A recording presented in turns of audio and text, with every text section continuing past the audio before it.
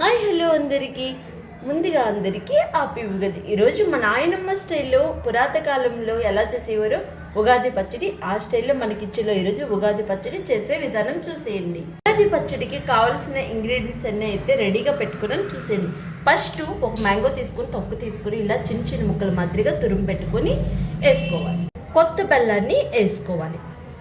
తర్వాత కొత్త కారాన్ని వేసుకోవాలి. పండిన అరటిపండుని ఇలా చిన్న చిన్న ముక్కలు మాదిరిగా కట్ చేసి వేసుకోవాలి. తర్వాత ఉగాది పచ్చడికి మెయిన్ ఇంగ్రీడియంట్స్ వేప పువ్వుని వేసుకోవాలి. తర్వాత కొత్త చింతపండుని ఒక 10 నిమిషాల ముందు నానబెట్టుకొని ఇలా గుజ్జు మాదిరిగా చేసుకొని ఈ గుజ్జుని మాత్రమే వేసుకోవాలి. ఆ తర్వాత సాల్ట్ని వేసుకోవాలి. ఇక్కడ మన ఇంగ్రీడియంట్స్ని 7 ఇంగ్రీడియంట్స్ అయ్యాయి. ఇదంతా మనం కలబెట్టుకోవాలి. మన ఉగాది పచ్చడి చూసారా ఇలా రెడీ అయిపోయింది. చూస్తుంటే నోరు ఊరిపోతుంది కదా.